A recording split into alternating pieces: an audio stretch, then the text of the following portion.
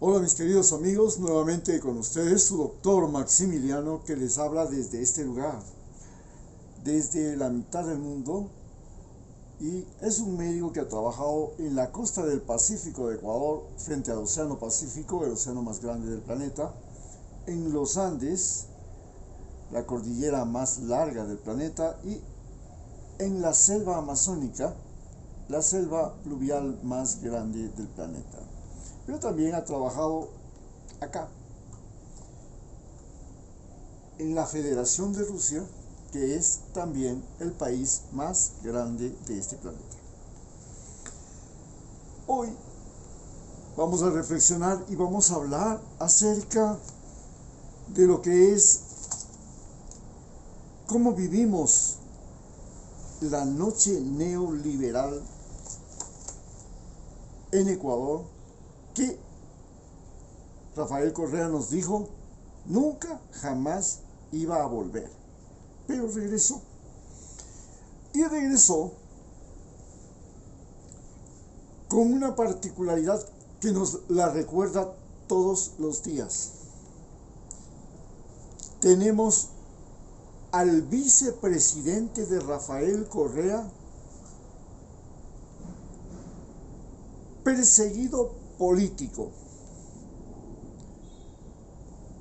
porque se inventaron cargos, se hicieron juicios, se dictaron sentencias a toda velocidad, se lo redujo a la cárcel y se lo ha convertido en escarmiento para usted y para mí.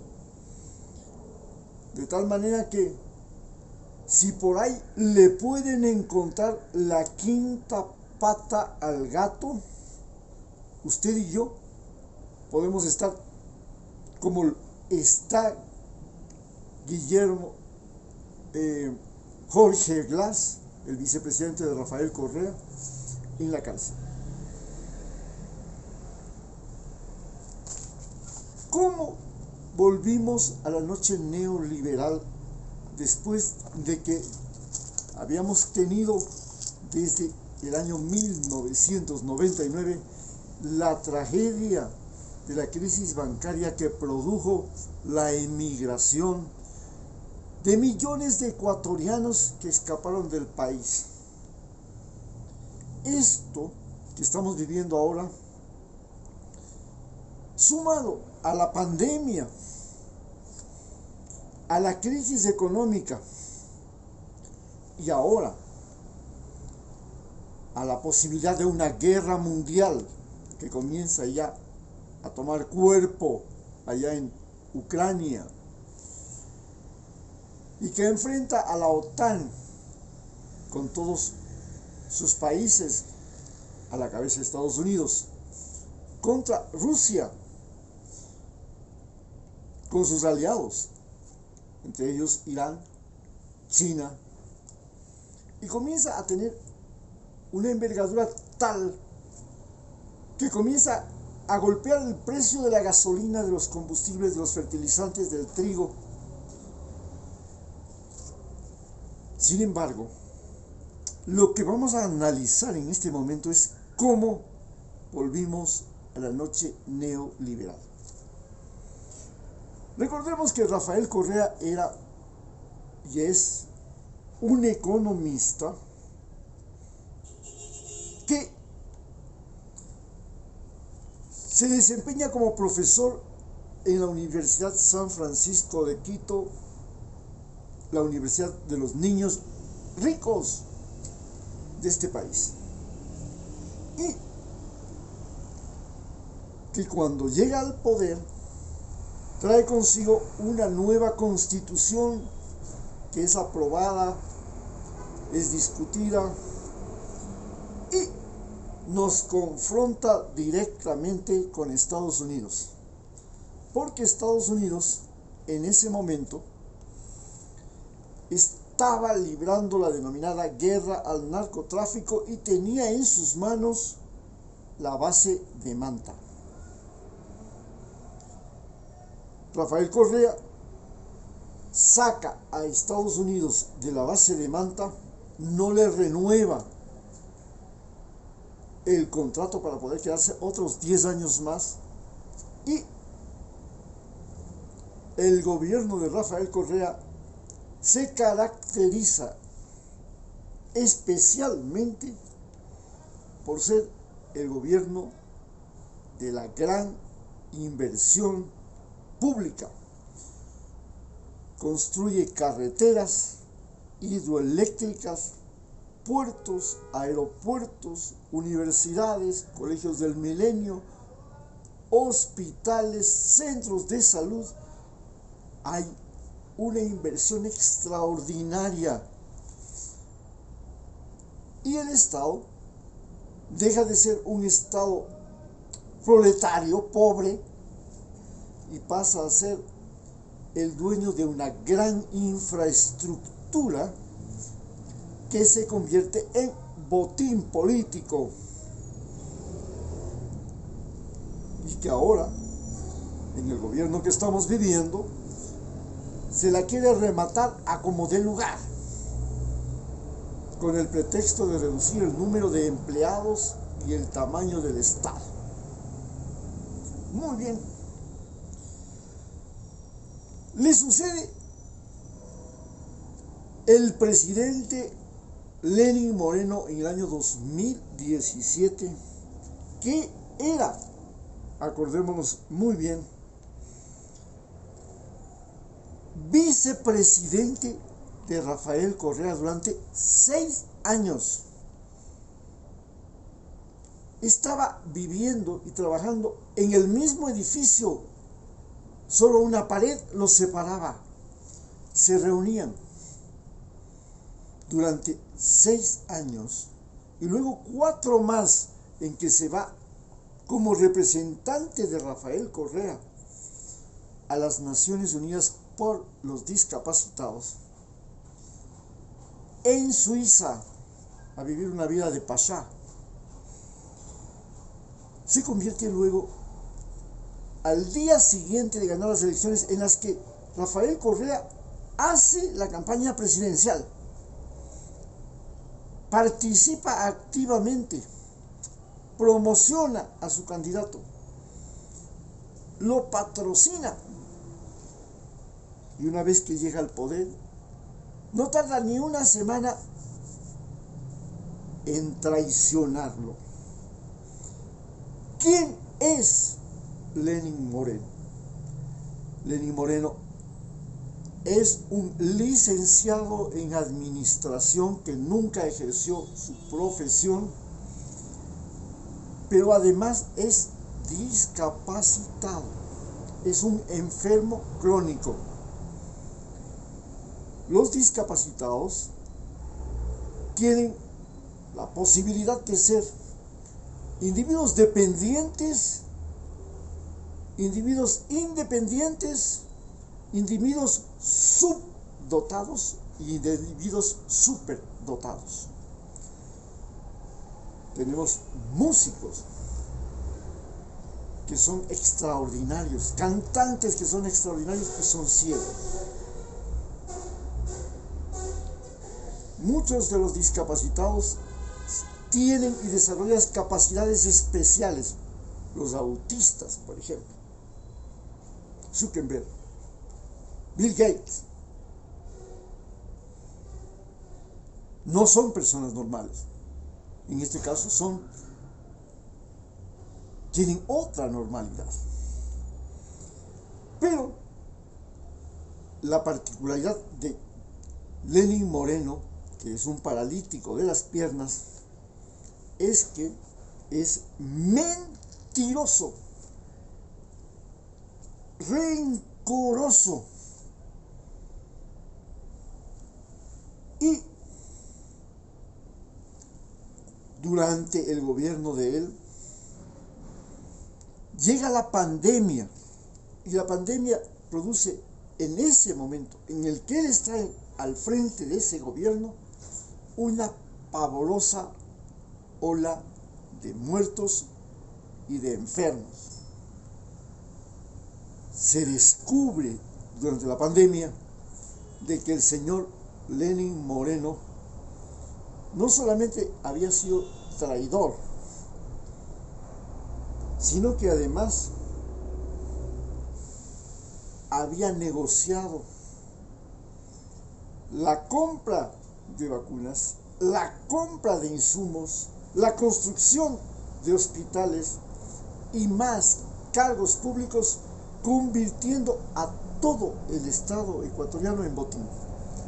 Desde las becas, las embajadas, los cargos públicos, los contratos, las construcciones, todo se volvió botín. Finalmente, cuando concluye la obra, su trabajo, en el 2021, el Señor nos deja una estela de muertos en los cementerios, de enfermos y finalmente una ola de desempleados. Desempleados que con la pandemia, la cuarentena, el distanciamiento social, la quiebra masiva, el endeudamiento, porque ya no solamente eran pobres, sino que además eran pobres y endeudados, que es peor que ser pobre. Tenían que pagar la luz, el agua, las pensiones alimenticias, el transporte, el celular, las vacunas, las medicinas, los alimentos, todo. Y no había dinero ni trabajo. Lo recibe el gobierno un oligarca. Hay que entender, Guillermo Lasso no es como usted o como yo. Él pertenece a lo que desde el tiempo de Grecia se los conoce como oligarcas. ¿Qué es un oligarca? Es el individuo que tiene dinero. Entonces, en Grecia, habían el pueblo, demos, habían los guerreros y habían los oligarcas, los militares y los oligarcas. Y entonces Sócrates decía, igual que Aristóteles, igual que Platón, que la democracia, decía Platón, no es un buen sistema porque es una lotería. Ahí el candidato que sale a gobernar, que puede ser cualquier ciudadano de Grecia, excepto si es mujer, si es esclavo,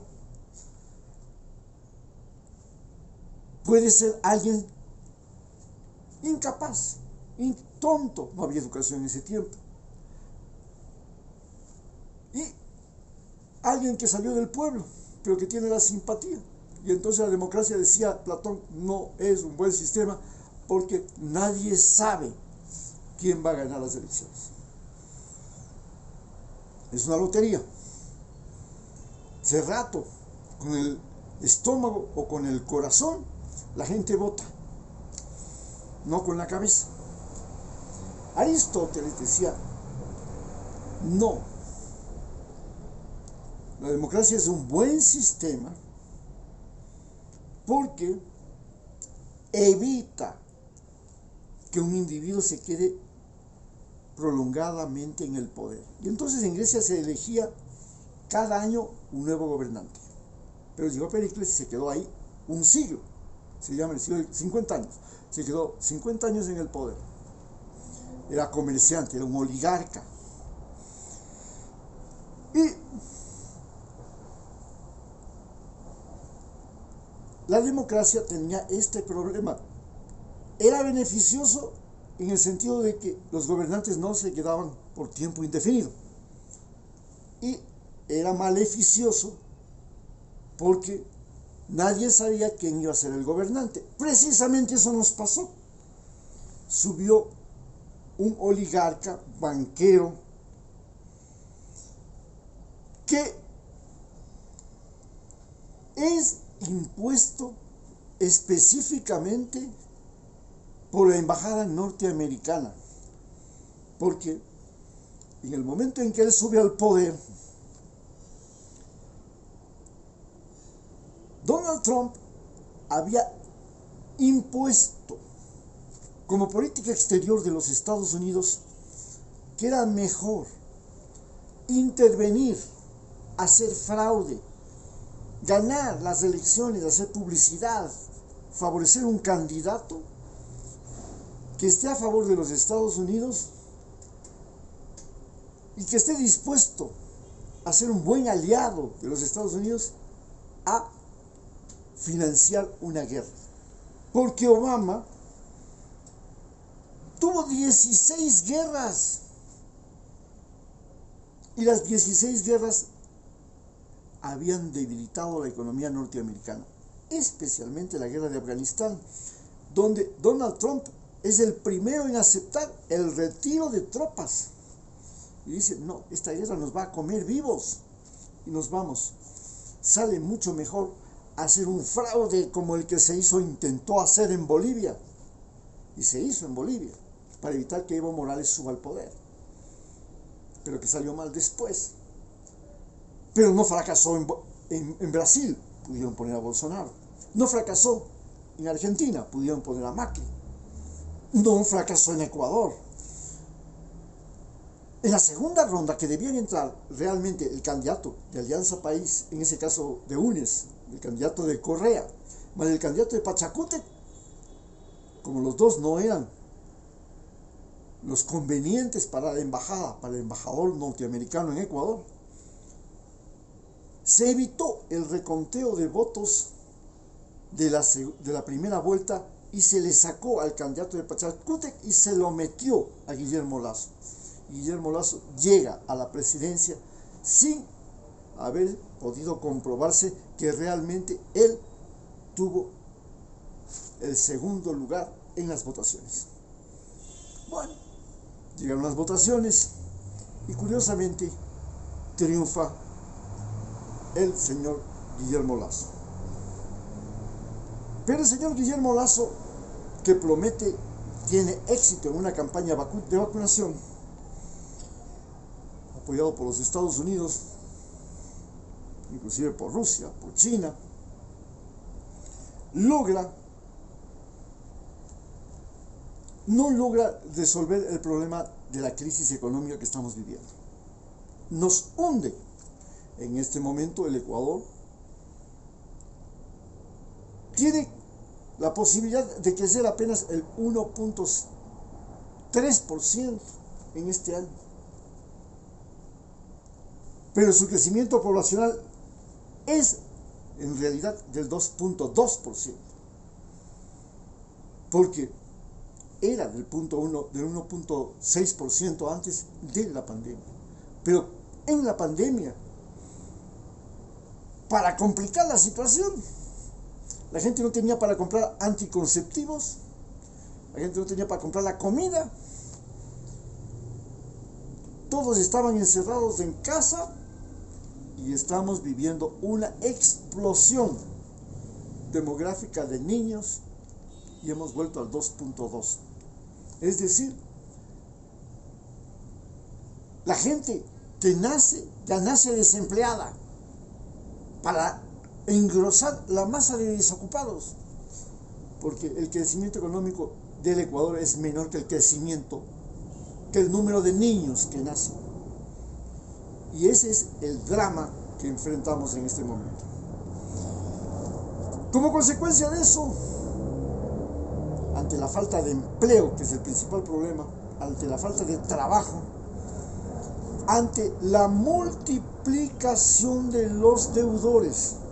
Ahora, los deudores ya no son solamente los que deben el agua, la luz, la electricidad, no.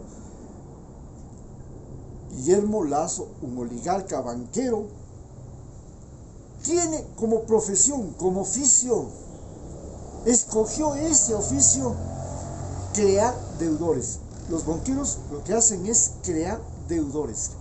Crean deudas, crean deudores. Hipotecan bienes. Su negocio es prestar dinero pedir garantías a ese dinero y luego quitarle al individuo las garantías. Por eso los banqueros son felices cuando hay crisis económica, porque todo el mundo necesita plata, pero el banquero se la presta y aparentemente le presta el 1%, sí, pero el 1% es si no sube la gasolina, pues, si no sube la luz, si no sube la comida, si no hay inflación en el mundo. Y entonces, si la comida sube, si sube la gasolina, ¿con qué plata le pago el interés al banco? No puedo pagarle, entonces el banco le va a quitar los bienes. Y ese es el oficio de un banquero. Los banqueros no estaban prohibidos en la época de la conquista española, porque era delito ser banquero, ser prestamista. Mientras eso pasaba en América Latina, en Inglaterra, en Holanda, donde los judíos se fueron a esconder cuando comenzó la persecución de los judíos luego de la conquista de América, y la reina Isabel la Católica no quiso pagarles a los judíos lo que le prestaron para hacer la guerra a los moros. Entonces obligó a los judíos a convertirse o a salir, y escaparon a Holanda y a Inglaterra. Y allá, en esos países, ser prestamista, ser banquero no era delito. Y entonces los banqueros y los prestamistas holandeses e ingleses fueron los financistas de los piratas. Les prestaban plata para que compren barcos, para que recluten tripulación y para que vayan a transportar esclavos desde África a América, que era el más grande negocio de la época, y para que vayan a robar a los barcos españoles, que era el segundo gran negocio. Robar a los barcos españoles y transportar esclavos. Los ingleses y holandeses en ese tiempo eran analfabetos, semi-salvajes, eran criminales y asesinos que se montaban en un barco y se hacían llamar piratas, y aprendían a ser piratas en el barco, y aprendían a ser asesinos, ladrones, violadores en los barcos. Ahí era la escuela de enseñanza. Esos eran los conquistadores anglosajones. Ellos son los que luego, con Sir Francis Drake, se convierten en el cuerpo de élite que pelea contra el rey Felipe II y lo derrotan. Y de esa manera Isabel I de Inglaterra se convierte en la reina de los mares, la reina de los piratas, con los piratas como la fuerza de élite del nuevo imperio británico. Así nace esa gente, esos piratas, esos comerciantes, se apropian de la zona costera de Ecuador. Mientras que en la zona de Andina, donde nace Guillermo Lazo, donde nace el padre de Guillermo Lazo, donde nace el papá y la mamá de Lenín Moreno, donde se educa Lenín Moreno, aquí se practica la hipocresía, la traición, la doble moral. Recordemos que los sacerdotes aquí tenían el voto de castidad. Sin embargo, para mediados del siglo XX, cuando llega Velasco Ibarra al poder, en el Ecuador habían 3 tipos de ecuatorianos: los hijos legítimos, los hijos ilegítimos y los hijos de cura. Y recordemos que hasta el día de hoy, en muchos países, los sacerdotes siguen siendo enjuiciados por pederastas, por violadores de niños. Y esto le ha costado muchísimo a la Iglesia Católica y obligó a la renuncia del Papa que le precedió a Francisco. Y este es el mayor problema que enfrenta Francisco, la doble moral de la Iglesia Católica.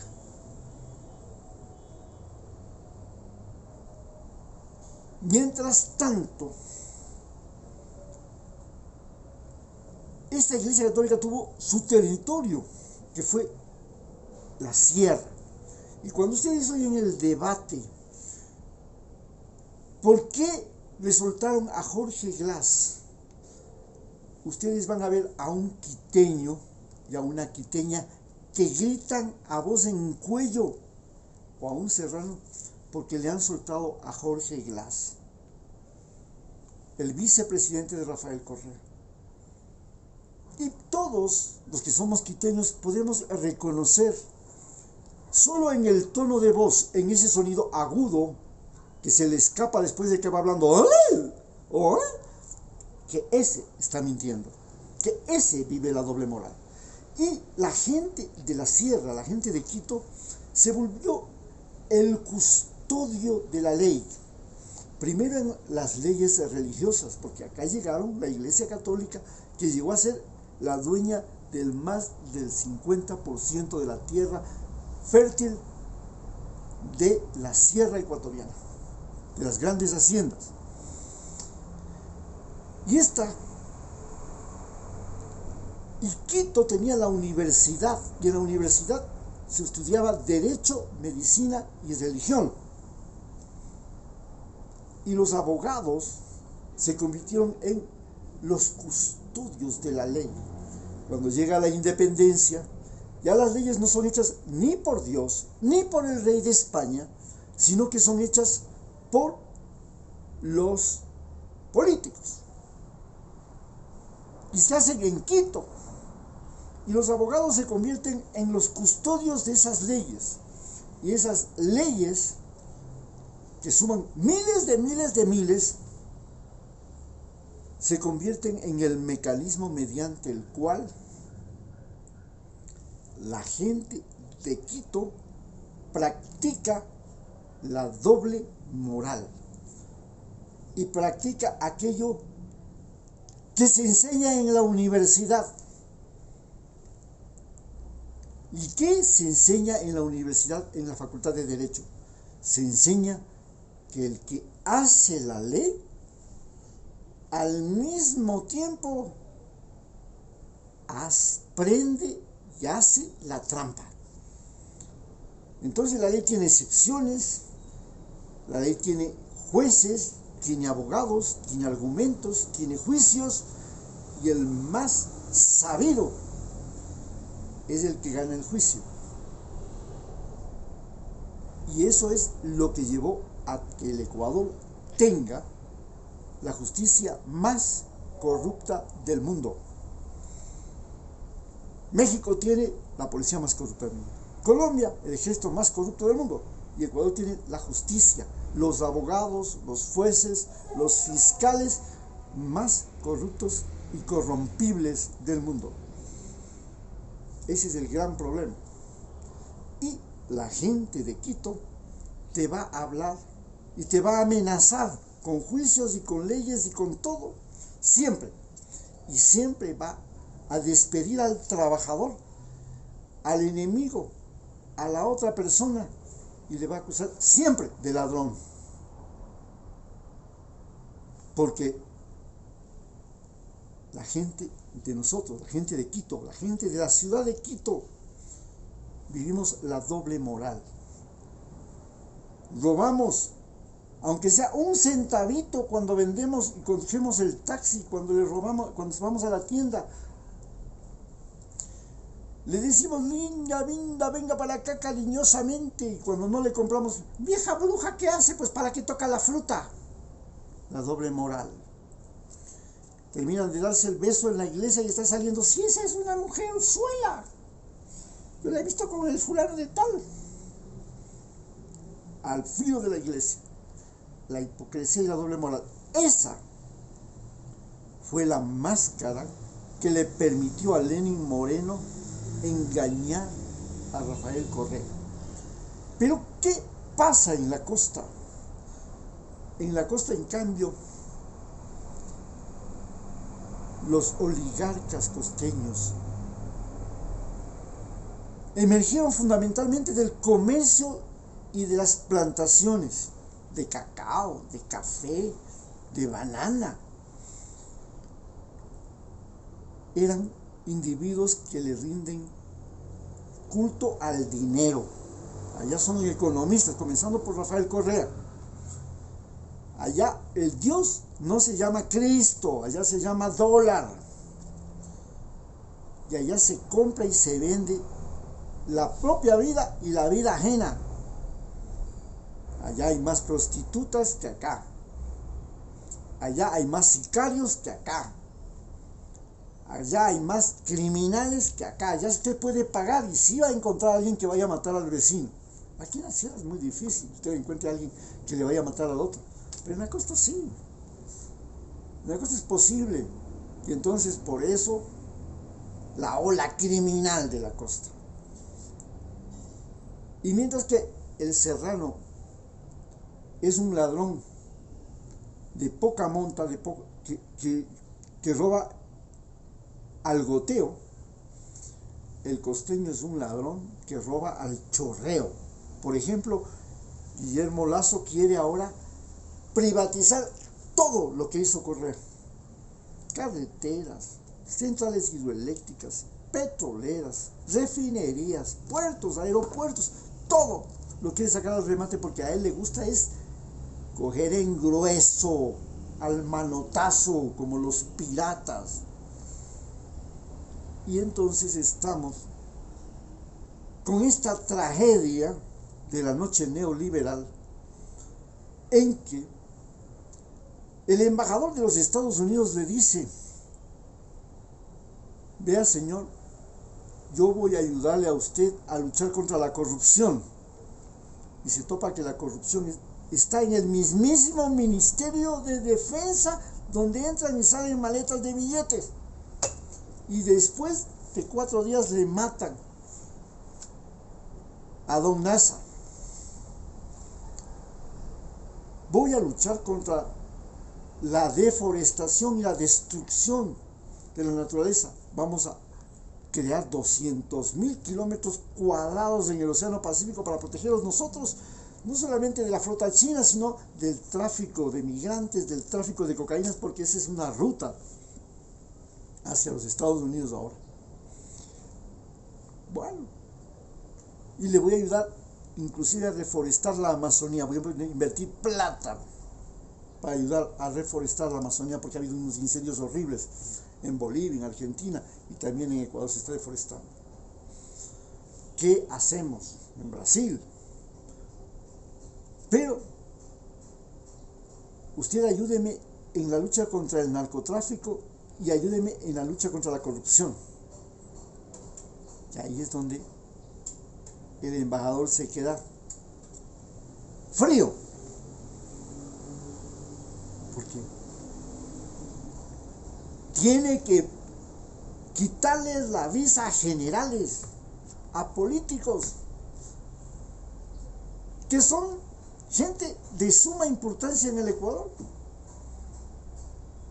Y decirle: señores, hasta aquí nomás. Es así como estamos viviendo la noche neoliberal. Muchas gracias.